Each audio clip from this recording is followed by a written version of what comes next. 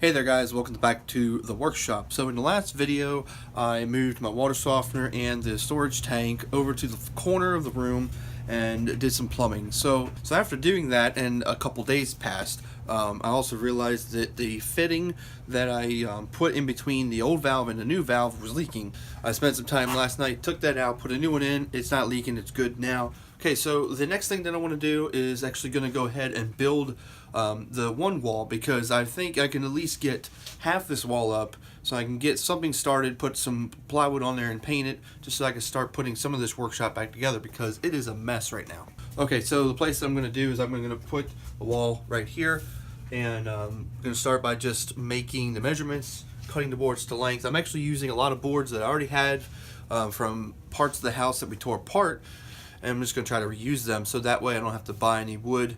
The only wood I'm going to have to buy is some OSB plywood, and I'm going to go with 3/4 inch or something close to it because that's what I used on the wall that's over here next to the water heater, and I just want to maintain the same look. So let's go ahead and get started with that.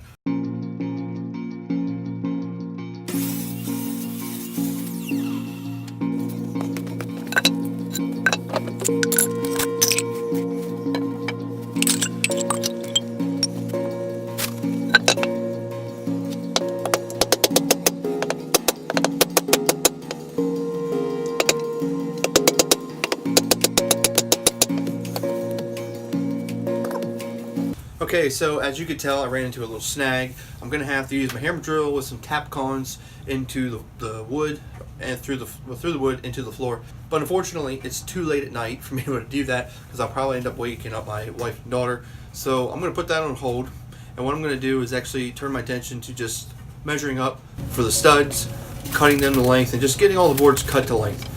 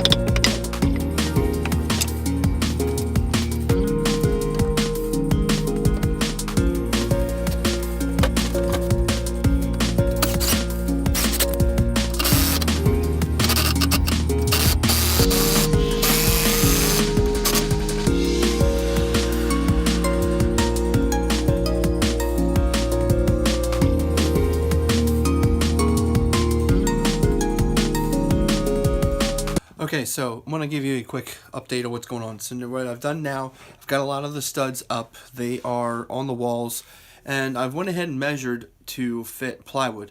So what I'm going to use is not just your basic plywood. I'm using OSB. Main reason because it's a whole lot cheaper than buying plywood. In fact, it's probably less than even half the price of one. So I went with that option. I actually went with 19/32. It's not quite 3/4 because once again for price. Trying to just maintain, trying to keep this kind of on a shoestring budget. That's why a lot of these studs that you see are actually old. They're very old pieces of pine from my house when we took down some walls. I've kept them for reasons of this nature, so it's really worked out good. I did get to go ahead and attach the base to the concrete. The only one I haven't done is this one yet because I'm actually currently lending my hammer drill out to my father-in-law.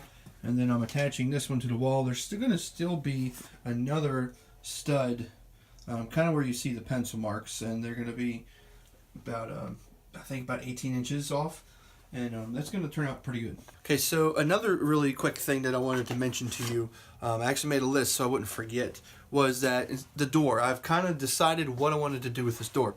So what I'm going to actually do is I'm actually going to build my own doors out of OSB, but framed out with 2x4s. And I actually went and bought 2x4s this time because I wanted to actually keep this door light.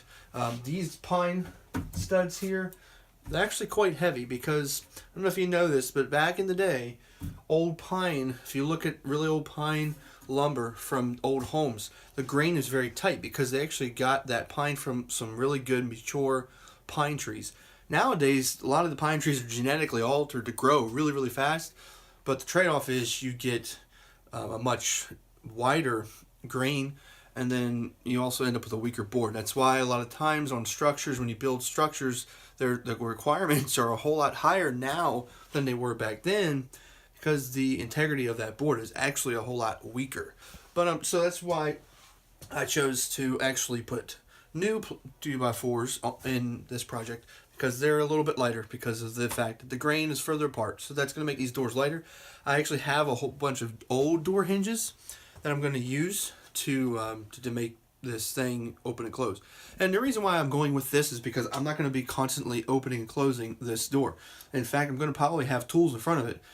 The only reason why I have to get in here is to put salt in the conditioner, and that's very infrequently. In fact, I try to put about 4 bags in at a time, and we go through probably about 4 to 5 months before I've got to put more in. So it really is very not much of a big deal. It's a very infrequent thing. Oh yeah, one other really big thing. You may notice that I've started all this framing and the water heater's not over there yet. In fact, it's still way over here.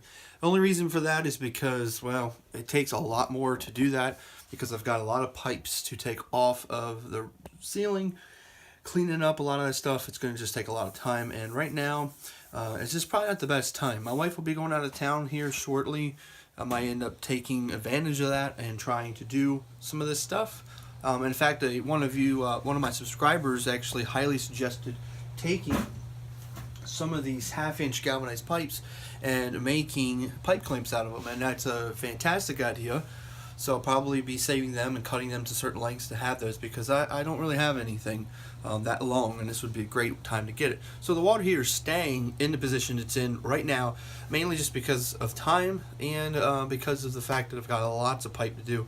But I'm trying to make this thing framed out in a way where it's not going to be a big issue down the road, because I can just pick it up and over the 2x4 that's on the ground. And yes, I know it's a doorway, and I'm leaving a 2x4 on the ground. Once again, it's not a doorway it's going to be walked through, obviously, so I don't really care, but I want it to be strong. That's why I'm also using the OSB. I wanted to make it strong. It's going to be painted white.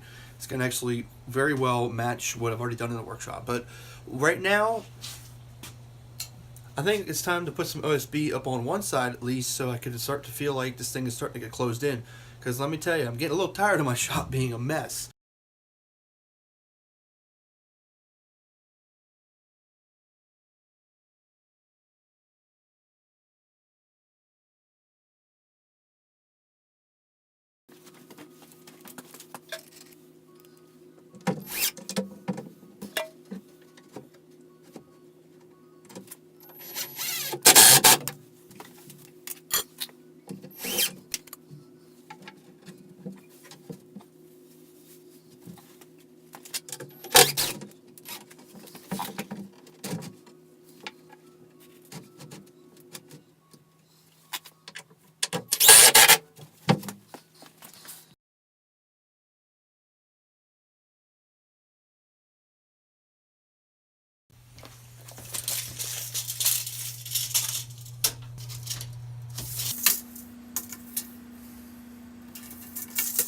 Something that's become apparent to me more than anything on this entire project right now is the fact that pretty much everything that I am doing, I am cutting by hand.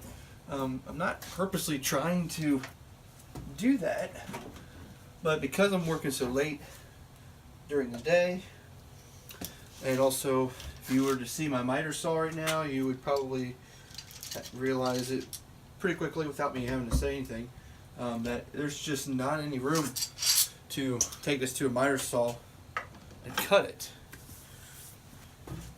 There just simply is no room over there.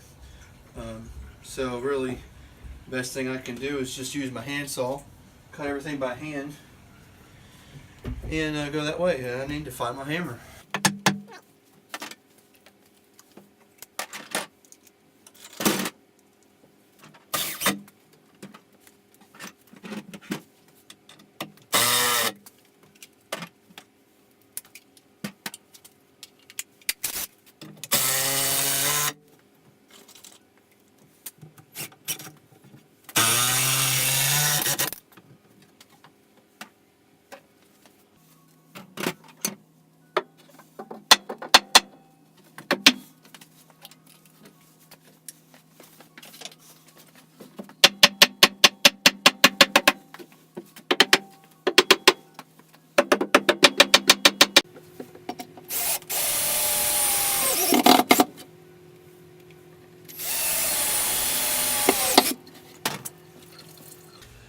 Okay, well, that's going to wrap up this video right now.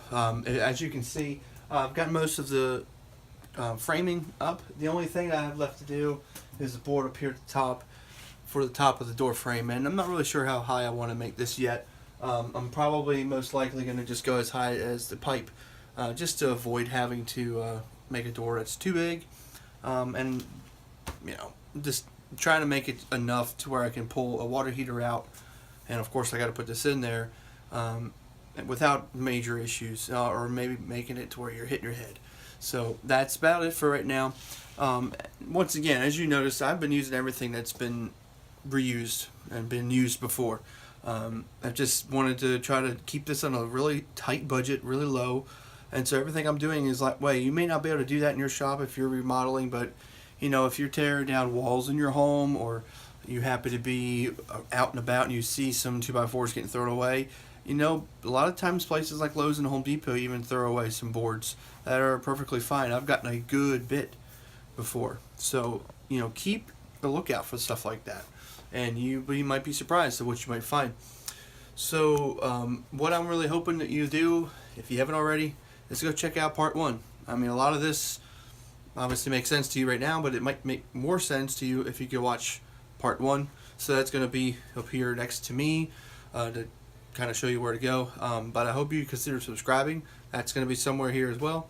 And I hope that you will come back and watch the next episode.